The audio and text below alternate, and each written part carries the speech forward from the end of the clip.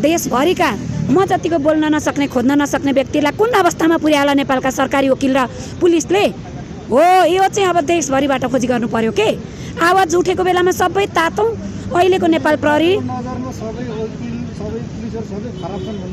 होइन सबैतिर यो आवाज उठाएन भने मैले त भनिसकेँ प्रमाणसहित देखाएर होइन अब पैसा दिनेको मुद्दा चलाए कि गरिबको त चलाउँछन् उनीहरूले अपराधी गरिब देख्यो भने एउटा गरिबले खान नपाएर चोर्यो भने हालिदिइहाल्छन् कति वर्षको जेल मैले भने नि उसमा गएर कारागारमा गएर हेर्नुहोस् न 99% गरिब थुनेको छ सरकारी वकिल र नेपाल प्रहरीले धनी थुनेको देखाउनुहोस् त ल महेश बस्नेत र स्वागत नेपाल जस्तालाई साइबर ब्युरोको हाकिमले हिसाब मिलाएर छोडेको हो कि होइन अनि हामीलाई अदालतबाट समातेको हो कि होइन हजुर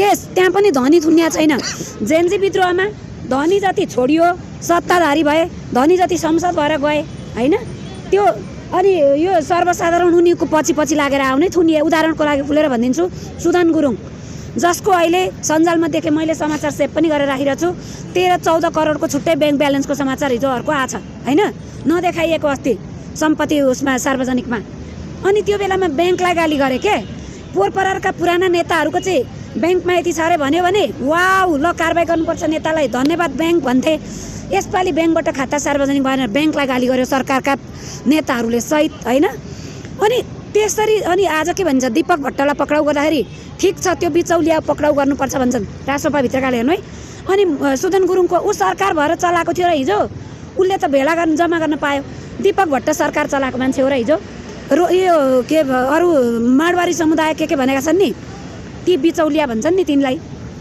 मलत्राहरू शेखर के गोल्छाहरू यिनीहरू हो उनीहरूले पनि त राज्य चलाएका त होइनन् बिचौलिया भए उनीहरूको अखुत सम्पत्ति भयो सम्पत्ति शुद्धिकरण गरेको थाहा पाइयो भनेर उनलाई मुद्दा चल्छ भने सुदन गुरुङको आम्दानीको स्रोत अब गृहमन्त्री बनाउने के भन्दैछन् अनि जो व्यक्ति 2 दिन 2 वर्ष कामै नगरिकन त्यत्रो अर्ब नजिकैको सम्पत्ति छ ऊ व्यक्ति गृहमन्त्री बनेपछि हिजोका ती बिचरा केपी ओलीको भन्दा बढी सुदन गुरुङको सम्पत्ति महेश बस्नेतको भन्दा बढी यसको मतलब चाहिँ तपाईले चाहिँ धनी व्यक्ति बन्न पर्यो गृहमन्त्री भन्न खोज्नु भएको गरिब मान्छे बन्न पर्यो भन्न खोज्नु गरिब व्यक्ति बन्नु पर्यो होइन त्यति धेरै सम्पत्तिको स्रोत बिना आम्दानीको स्रोतै देखाउन नसकी त्यति धेरै सम्पत्ति राख्नु भनेको इल्लिगलै हो सिधा रूपमा सरकार बाहिरको अहिले सुदनको चाहिँ एमाले काङ्ग्रेस माओवादी थियो भने जेल हालिसक्छ रासोपाले हेर्नुहोस् है त्यो भएको कारणले अब अहिले यहाँ यो यति अखुत सम्पत्तिलाई सफाई दिएर फेरि मन्त्री बनाउँदै गर्दा त्योभन्दा कम सम्पत्ति जोडेका हिजोका भ्रष्टाचारीलाई त कारबाही गर्न सुहाएन गर्दैनन् भने चाहिँ कसैलाई कारबाही हुँदैन होइन आफै इलिगल सम्पत्ति भएको व्यक्तिलाई मानौँ अब अहिले चाहिँ त्यो छानबिन आयोग गठन गरेको छ छानबिन आयोगले सफाई दियो भने अर्को सत्ता आएका दिन यी छानबिन आयोगका व्यक्ति पनि पर्छन् होइन किन भन्दाखेरि त्यो त्यति सम्पत्ति सुदन गुरुङले कुनै उद्योग कल कारखाना चलाएर कहीँ कम्पनी चलाएर आम्दानी बनाएकै होइन अरू पार्टीको भए राख्ने थिएनन् अहिले यिनीहरूले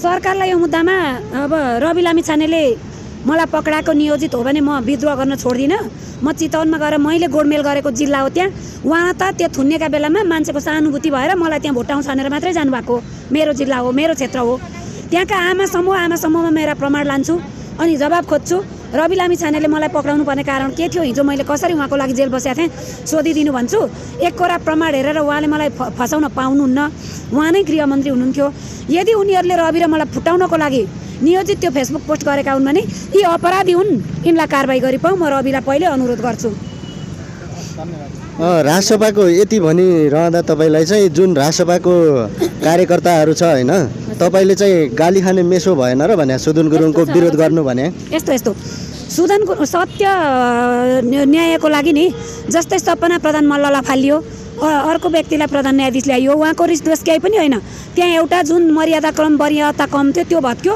अब न्यायलाई सखाप हुन्छ हेर्नु यो नजिरले यिनले न यो नजिर कन्टिन्युटी दिन सक्छन् ल म लेखेर राखिदिन्छु यो नजिर कन्टिन्युटी जाँदैन अहिलेलाई ब्रेक गरे होलान् भोलि अब अर्को चारवटा फाल्दाखेरि यो सबै लामो समय अनुभव लिएका न्यायाधीश कहिलेसम्म पुग्छन् आफ्नो पक्षको तान्ने अर्को पक्षको फाल्ने गर्दा पुग्दैनन् वरियता क्रम हुँदाखेरि जे भए पनि अर्को पार्टीको भए पनि राख्न बाध्य हुन्थे नेताहरूले होइन राख्न बाध्य हुन्थ्यो नि त्यही भएर यो बिछोलेर यिनीहरूले साध्य चल्दैन तर त्यही इस्युमा पिएचडी गरेको भनेका छन् अब गृहमन्त्री कति पढेको राख्छन् त्यो हेर्न बाँकी छ हामीले गृहमन्त्रीमा चाहिँ गृहमन्त्री त अहिले सर्वोच्च अदालतका न्यायाधीशभन्दा माथि हुन्छ नि त, मर्यादा क्रममा पनि माथि छ होइन।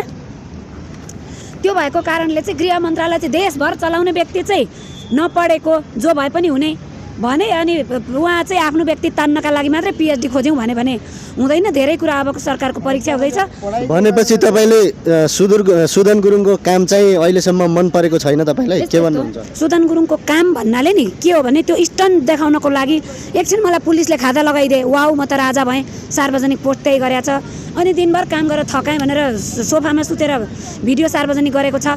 जहाँ काम गर्न जाँदा पनि मिडिया लगेको छ 2 दर्जन होइन। बालनले मिडिया लगेर त गरिरहेको छैन, गरेका काम त देखाएको छन्। बालनले गरेका काम चाहिँ सही लागेको छ है अहिले, बालनले गर्दै गरेका। तर किन उहाँले चाहिँ सरकारमा जुन प्रतिपक्षमा उठाइरहनु भएको छ प्रश्नहरू उहाँलाई सांसदले बोलाइरहनुहुन्छ, तपाईँ जवाफ दिनुपर्छ। होइन, म एउटा पनि सुदनको अलिकति भनिसक्छु कि अब त्यसरी गर्दै जाँदा सुदनले गरेका कामहरू जति थिए ती व्यक्तिहरू रातारात गरेर मुद्दै नबनाई पक्राउ गरियो। काँचो दिमाग हो क्या त्यो। अनि त्यसै इङ्ग्लिस बोल्न जान्दछु आइएनजिओ चलाएको भनेर भएन नि त। पढाइ नै हुनुपर्छ, मान्छेको बुझेको हुनुपर्छ, प्रहरी प्रशासन बुझ्नुपर्छ, न्यायालय बुझ्नुपर्छ, छलफल गर्नुपर्छ, उचित मुद्दा चलाउनुपर्छ। मुद्दा छैन, म गृह मन्त्रालयमा बसेको कुर्सीमा बस्ने बित्तिकै फलाना पक्डी त मुद्दा बिना पक्रेपछि छोडिएन व्यक्ति। अनि भोलिपल्ट न्यायाधीश दोषी, न्यायाधीशले छोड्यो, न्यायाधीशले रमेश लेखक र ओलीलाई छोड्दा जति पनि सुदन गुरुङले पहिला समाउनु भयो उहाँहरूमा चाहिँ के अरे त्यो समयको कुरामा चाहिँ उहाँको काम चाहिँ आलो खाँचो भयो, मुद्दा काँचो भयो। अनि छोड्दाखेरि अदालत दोषी देखाइदिए, हामीले त गरे हो नि, अदालतले छोडिदियो भन्न पाए। अब आज ओली र लेखकलाई छोड्दाखेरि अदालत दोषी भयो, हिजो रविलाई थुन्दा अदालत दोषी भयो। त्यो अदालतले चाहिँ कति भोग्ने। अनि अहिले पनि बढी फैसला गरिनस् भनेर न्यायाधीशहरूलाई थर्का छ। बढी फैसला गर्दै जाँदा अदालतका न्यायाधीशहरूले प्रमाण सङ्कलन नगरिकन, प्रक्रिया नपुर्याइकन फैसला गर्दै भने के हुन्छ भोलि अदालतमा? 2 वर्ष अगाडि फैसला गरेको भए मेरो मुद्दामा मलाई न्यायाधीशले जेल हाल्थे, हनी ट्यापर ब्ल्याकमेलर बनाउन खोजेको थियो। यो 2 वर्ष रहँदाखेरि उनीहरूले कति चर्तीकला गरे सबै अदालतलाई थाहा भइसक्यो है। पुलिसले मलाई झुटा मुद्दा चलाएको पनि अदालतलाई थाहा भइसक्यो भनेपछि कुनै न्यायाधीशको बेन्चमा चाहिँ साक्षी बकपत्रका आदेश गर्ने मात्रै पर्न सक्छन् होइन। लट्टीले गर्दा गोला प्रसाद छ नि त। कसैकामा चाहिँ झगडिया झिकाउ कारण देखाउ आदेश गर्ने पर्छन्, प्रमाण झिकाउ आदेश पर्छन्। कसैका फैसला गर्ने मुद्दा फाइल परिदिन्छन्, कसैका लगाउ गरेका यति धेरै एउटा मुद्दा परिदिन्छ, कसैको प्रतिवादी 50औं जना भएका ठगी मुद्दा परिदिन्छन्, वैदेशिक रोजगारहरूका परिदिन्छन्, कसैको सानो डिभोर्स गरेको, कसैको एउटा घरको मेरो सानो 1 फिट सिमाना मिच्यो भनेका।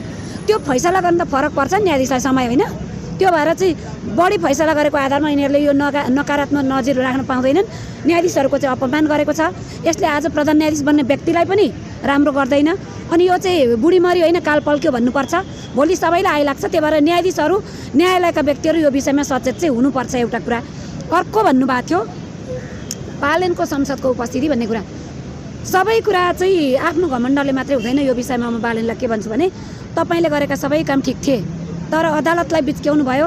तपाईँले गरेका सबै निर्णय अदालतले खुरुखुरु बदर गरिदिन्छ भने तपाईँले गरेको कामको के अर्थ रह्यो? तपाईँले नराम्रो गरेर अदालतलाई बिच्क्याउनु भयो सपना प्रधान फालेर। सबै न्यायाधीश त तर्सिनु परेन, तपाईँ हुनुहुन्थ्यो भने तर्सिनु परेन।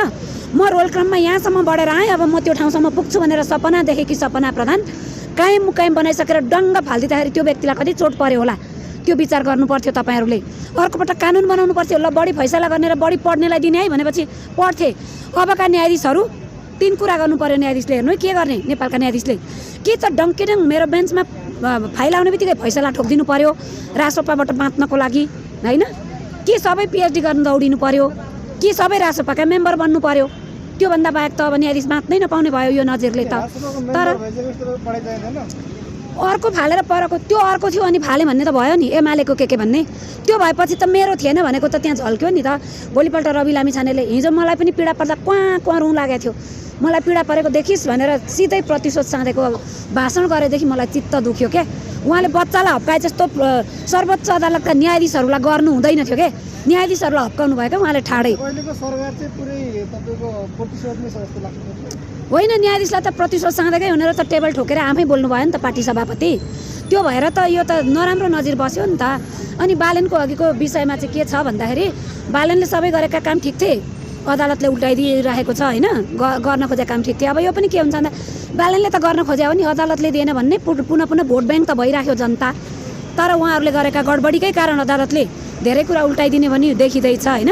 संसदभित्र उपस्थिति हुँदा चाहिँ एउटा राज्यको टाउको, सबैको अभिभावक है, त्यहाँ उठेका प्रश्नहरूको जवाफदेही अब म घरको बाउ छु, घरको बाबुको जवाबदेही चाहिँ त्यो साइला छोरालाई बनाएको छु त्यसले दिन्छ भनेर बाउ लुकेर चाहिँ हुँदैन होइन। त्यो नीति तथा कार्यक्रमहरूको जवाबदेही बालनले त्यहाँ बन्नु पर्थ्यो।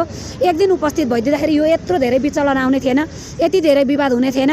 म कहिल्यै मुख देखाउँदिनँ भनेर उहाँले दम्बलले ज्योतिषले मलाई 10 वर्ष खान्छस् भनेको छन् भनेर हुँदैन। खाने राम्रो नराम्रो गाली खाने खाँदै बस्ने या के गर्ने भन्दा ओलीहरूले पनि 10 वर्ष होइन 30 वर्ष खायो होइन र, तर खाँदा राम्रो तरिकाले खानुहोस् न। त्यो हो, धेरै दम्ब र घमण्ड देखाउनु हुँदैन। एक दिन उहाँ संसदमा उपस्थित भइदिँदा उहाँका लागि राम्रो विषय हो। जहिल्यै नहुने भए त ठिकै छ त, त्यो संसदले चुनेको प्रधानमन्त्रीको के काम, उनीहरूले त अभिभावक बनाएको हो नि त। अब तपाईँले यो कुरा गर्दाखेरि होइन तपाईँले माग लिएर सडकमा आउनुहुन्छ है। हजुर अब सांसदको जवाब त उहाँले दिन सक्नुहुन्न भने हजुरको यो मागहरूलाई चाहिँ उहाँहरूले चाहिँ रेस्पोन्स गर्नुहुन्छ। यस्तो माइतीघर मण्डलमा यो मेरो मात्रै विषय छैन, धेरै पीडितहरूलाई बरु विगतको सरकारले उठाइहाल्ने काम गर्थ्यो। विरोधी जाग्छन् कि त्यहीँबाट सत्ता जान्छ कि भने जस्तो गर्थ्यो होइन। अहिले चाहिँ के भयो, अहिलेको सत्ताधारीलाई भन्दा हाम्रो दुई तिहाई छ, हामीभन्दा ठुलो कोही छैन, हामी राजा हो। मनोरञ्जन गरेका छन्, मन्दिर डुलेका छन्, पति पत्नीका भिडियो रमाइला गरेका हालेका छन्, तर यी पीडितहरूको बेइज्जत गरेर यहाँ सुकाइएको छ। महिनौ दिन भयो, 2 महिना भइसक्यो। तपाईँहरू सधैँ आएर एउटा भिडियो खिच्नुहुन्छ, कसैको समस्याको समाधान भएको खिच्नु भएको छ त? हो, यो भनेको चाहिँ के छ भन्दा गरिबको इज्जतै छैन। ती माइतीघर मण्डलमा उत्तानो परेर सुत्ने हुन्, उनीहरूको इज्जत छैन र सरकारले गरिबको बेइज्जत गरिदिँदै सरकारले आफ्नो बेइज्जत गर्दैछ है। म थिएँ ठाउँमा भने समस्याको समाधान गर्न कसरी सकिँदैन भन्नु त? छानबिन गर्न नसक्ने त सरकारमै बस्न भएन, पुलिसमै राख्न भएन। छानबिन किन गर्नु पर्यो? प्रमाणको आधारमा त 5 दिनमा एउटा घटनाको कसरी आउँदैन? यति धेरै यसको मतलब चाहिँ जुनसुकै सरकार आए पनि पीडितको न्याय चाहिँ कसैले न्याय पाउँदैन भन्ने हो तपाईँको धारणा? भएन, यहाँ चाहिँ महिनौ दिन भइसक्यो। अनि यहाँ चाहिँ यो के हो, हाउसिङ कम्पनी जस्तो बनाएर राखेको छ माइतीघर मण्डललाई। कसैको सुनवाई छैन। हेर्नुहोस्, यो त नगरेको हो नि त, गरिबको बेइज्जत गरेको हो नि त। अनि यो सरकारले त दुनियाँले देख्दा सरकारको बेइज्जत होइन यो, त्यही भएर म पनि सरकारको बेइज्जत गर्न आएको, गरिबको बेइज्जत हेर्न आएको, त्यो हो कुरा। तपाईँ सरकारको बेइज्जतै गर्न आउनुभएको? गरिबको इज्जत हेरेर बस्ने सरकारको चाहिँ इज्जत हामीले के गरेर राखिदिने त? इज्जत त सरकारले आफ्नो आफै राख्नु पर्यो। उनले गरिबको बेइज्जत गर्छ नि, सरकारको बेइज्जत हो यो। मैले भन्ने त्यही हो क्यारे। ओके, धन्यवाद। फेरि भोलिदेखि माइतीघर मण्डलमा पीडित बस्न नदेलान्, सुनवाई हुनुपर्छ। 5-7 दिन एउटा पीडित 7 दिनभन्दा बढी राख्नु हुँदैन, यहाँ त्यसको सुनवाई भइसकेको हुनुपर्छ। होइन भने सरकार असक्षम नै गनिन्छ। हेर्नुहोस् ल। ओके, धन्यवाद है। धन्यवाद।